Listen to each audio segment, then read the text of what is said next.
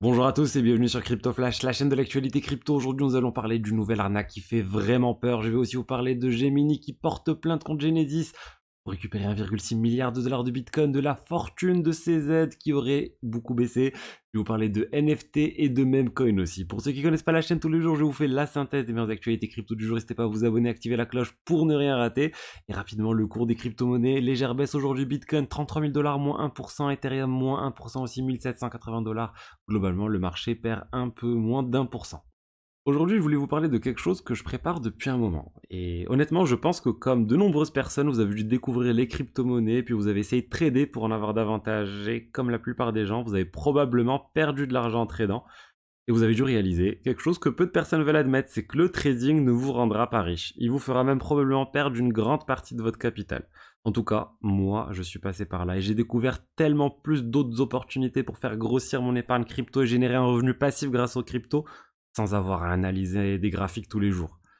C'est possible, grâce à la finance décentralisée. C'est vraiment un nouveau monde que les spécialistes de la crypto utilisent pour générer des rendements importants sur leur crypto, sur leur stablecoin, mais c'est un univers qui est complexe. Ça évolue constamment et il y a vraiment de nombreux pièges à éviter et c'est pour ça que je vous présente Crypto Rendement. C'est ma formation, c'est une formation vidéo qui vous apprend à dénicher les meilleurs rendements possibles sur vos crypto-monnaies et à maîtriser la finance décentralisée. C'est une formation conçue spécialement pour les investisseurs en crypto qui veulent obtenir les meilleurs rendements tout en limitant les risques associés. Donc à la fin de cette formation, ma promesse, c'est que vous serez autonome pour rechercher les meilleurs placements dans la finance décentralisée pour maximiser les rendements, votre épargne et générer des revenus passifs.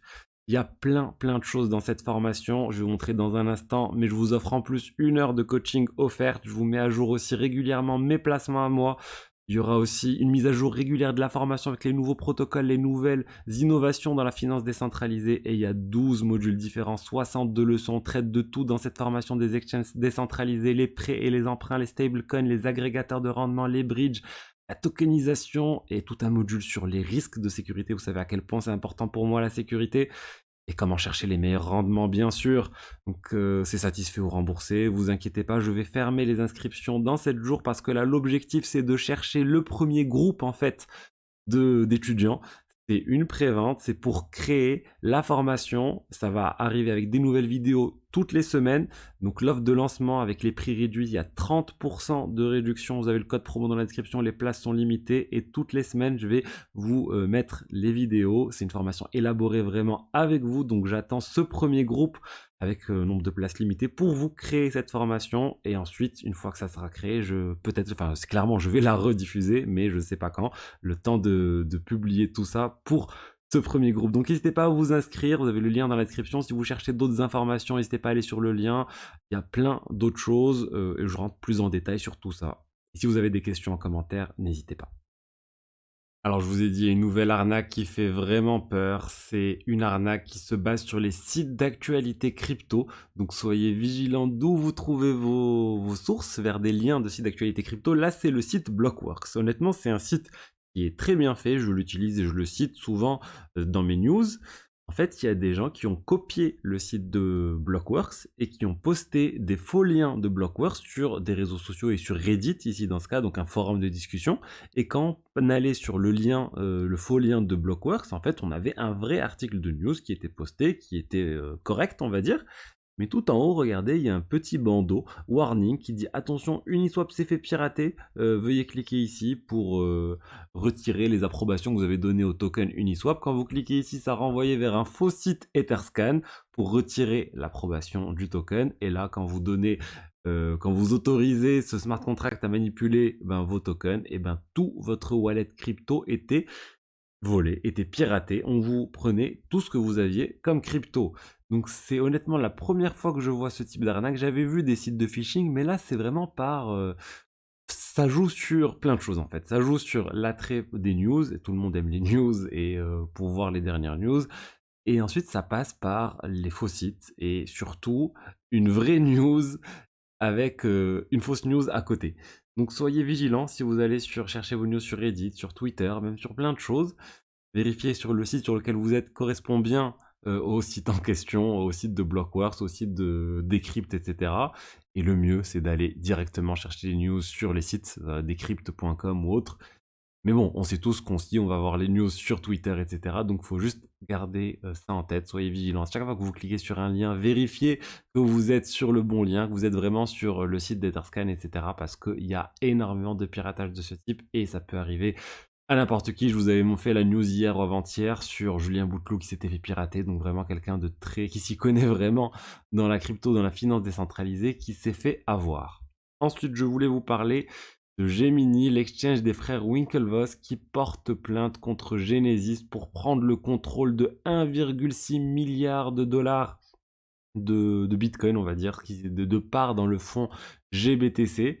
C'est quelque chose qui avait été mis en collatéral par Genesis pour les divers prêts qu'ils n'ont pas réussi à rembourser. Et Gemini est en train de dire on veut récupérer cet argent, c'est largement suffisant pour combler la dette qu'a Genesis par rapport à Gemini et des utilisateurs qui avaient placé de l'argent pour obtenir un rendement sur cette exchange centralisée. Et maintenant, ça va finir au tribunal, ça va complexifier encore les choses pour Genesis, pour Grayscale. C'est vraiment quelque chose qui est très compliqué. Il y a aussi la SEC qui a porté plainte contre eux dernièrement. Bref, c'est vraiment pas simple pour eux parce que il y a de plus en plus d'attaques de partout. Après la SEC, il y a même eu le procureur de l'État de New York qui a porté plainte contre eux aussi. Donc bon, on attend maintenant, surtout, peut-être ça va résoudre tout ça, la conversion du fonds GBTC en ETF spot Bitcoin. Ça devrait apporter plus de liquidité, peut-être à permettre aussi à la maison mère DCG de combler cette dette de Genesis et vraiment enfin que les utilisateurs puissent débloquer leur crypto. Ensuite, je voulais vous parler de Binance et de CZ, son fondateur, qui n'aurait plus que 12 milliards de dollars de fortune. Ça nous vient de Bloomberg avec leur index des milliardaires plutôt. Et en fait, CZ aurait perdu énormément d'argent de manière théorique, hein, c'est sa fortune. Il avait 96 milliards de dollars en janvier 2022 et là il a plus que 17,2 milliards de dollars. Après, attention, c'est pas vraiment du cash qu'il a perdu, c'est juste sa part dans Binance qui a été valorisé à 96 milliards de dollars en janvier 2022 quand on va dire ça se passait plutôt bien et 17 milliards quand ça se passait pas bien du tout actuellement. Il y a eu une baisse des volumes de trading sur la plupart des exchanges centralisés aussi je pense, et surtout il y a eu l'envolée des taux directeurs de la Fed qui fait en fait que les entreprises privées sont globalement moins bien valorisées qu'avant. Il y a plein de startups, plein de choses en fait dans les fonds d'investissement, etc. Où les fonds d'investissement valorisent beaucoup moins un certain nombre d'entreprises technologiques et les exchanges en font partie. Et du coup, il y a cette baisse de la valorisation de la part de ces aides dans Binance. Après, bon, on n'a aucune idée de combien il a réellement d'argent, de cash, etc. Mais c'est clair que s'il y a une IPO, une introduction en bourse de Binance un jour, là on aura l'information et CZ fera sans doute partie des personnes les plus riches au monde, si bien sûr Binance arrive à sortir de cette période un peu tourmentée qu'il y a depuis un certain temps. Ensuite, on a Yuga Labs qui vient de gagner un procès contre Ryder Rips et un projet NFT qui avait complètement copié les Bored Ape Yacht Club. Ils viennent de gagner 1,5 million de dollars contre ce clone, hein. Globalement, c'était un clone des Bored Ape Yacht Club qui avait été fait. Eux, ils disaient que c'était juste parodique, etc. Mais non, Yuga Labs n'a pas voulu entendre quoi que ce soit et ils ont réussi. Ils défendent en fait leur marque. Ils récupèrent du coup, en tout cas ils doivent récupérer plus d'1 million de dollars, même si je pensais pas pour ça, c'est pas pour les 1 million de dollars qu'ils ont fait tout ça, c'est surtout pour pas qu'il y ait plein d'autres projets qui copient les Bored Ape Yacht Club et les autres collections de Yuga Labs. Il y a beaucoup de projets dérivatifs, là c'était même pas un projet dérivatif, c'était vraiment un clone du projet, le même artwork qui était utilisé pour créer d'autres NFT, donc bon, c'était complètement compréhensible que le juge ait décidé cette sanction. Ensuite, je voulais revenir sur Floki Inu. Je vous avais fait une news sur le sujet comme quoi Floki Inu, il voulait sortir un token utilitaire. On en sait plus maintenant sur ce meme coin qui à la base est un pur meme coin sans réelle utilité. Ils essaient d'ajouter plus de choses dans cet écosystème Floki Inu. Et du coup, ils ont annoncé le lancement d'un token qui va s'appeler Token. C'est étrange. La plateforme, c'est TokenFi.